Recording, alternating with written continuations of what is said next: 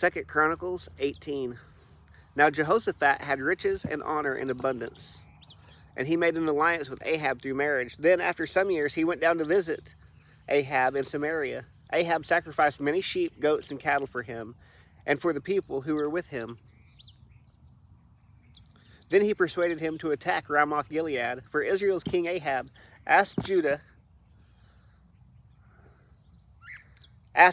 king for Jehoshaphat, "Will you go with me to Ramoth-Gilead?" He replied to him, "I am as you are, my people as your people. We will be with you in the battle." But Jehoshaphat said to the king of Israel, "First, please ask what the Lord's will is." So the king of Israel gathered the prophets, 400 men, and asked them, "Should we go to Ramoth-Gilead for war, or should I refrain?" They replied, "March up, and God will hand it over to the king." But Jehoshaphat asked, "Isn't there a prophet of the Lord here anymore? Let's ask him." The king of Israel said to Jehoshaphat, "There is still one man who can inquire of the Lord, but I hate him because he never prophesies good about me, but only disaster. He is Micaiah, son of Imlah." "The king shouldn't say that," Jehoshaphat replied. So the king of Israel called an officer and said, "Hurry and get Micaiah, son of Imlah." Now the king of Israel and King Jehoshaphat of Judah, clothed in royal attire, were each sitting on his own throne. They were sitting on the threshing floor at the entrance to Samaria's gate, and all the prophets were prophesying in front of them. Then Zedekiah, son of Chenaanah, made iron horses and said, "This is what the Lord says. You will gore the Arameans with these until they are finished off." And all the prophets were prophesying the same thing,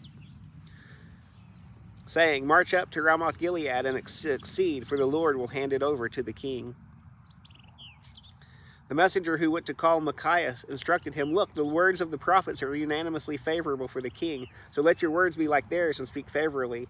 But Micaiah said, "As the Lord lives, I will say whatever my God says." So he went to the king, and the king asked him, "Micaiah, should we go to Ramoth-Gilead for war, or should I refrain?"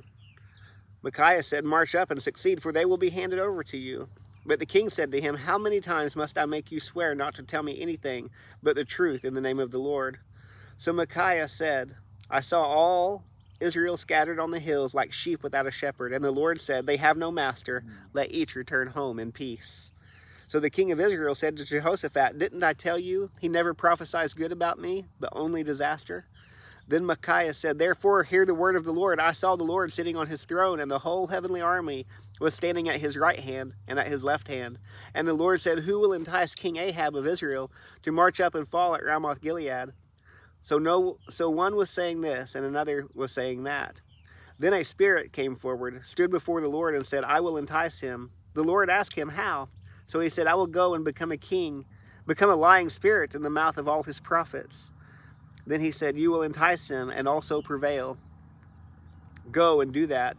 Now you see, the Lord has put a lying spirit into the mouth of these prophets of yours, and the Lord has pronounced disaster against you.' Then Zedekiah, son of Chenaanah, came up, hit Micaiah on the cheek, and demanded, 'Which way did the Spirit from the Lord leave me to speak to you?' Micaiah replied, 'You will soon see when you go hide in an inner chamber on that day.' Then the king of Israel ordered, 'Take Micaiah and return him to Ammon, the governor of the city, and to Joash the king's son, and say, "This is what the king says. Put this guy in prison and feed him only a little bread and water until I come back safely." But Micaiah said, "If you ever return safely, the Lord has not spoken through me." Then he said, "Listen, all you people." Then the king of Israel and Judah's king Jehoshaphat went up to Ramoth-Gilead. But the king of Israel said to Jehoshaphat, "I will disguise myself and go into battle, but you wear your royal attire."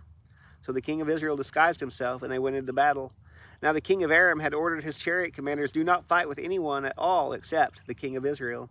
When the chariot commanders saw Jehoshaphat, they shouted, "He must be the king of Israel." So they turned to attack him. But Jehoshaphat cried out, and the Lord helped him. God drew them away from him. When the chariot commanders saw that he was not the king of Israel, they turned back from pursuing him. But a man drew his bow without taking special aim and struck the king of Israel through the joints of his armor. So he said to the charioteer, "Turn around and take me out of the battle, for I am badly wounded." The battle raged throughout that day, and the king of Israel propped himself up on his chariot, facing the Arameans until evening. Then he died at sunset.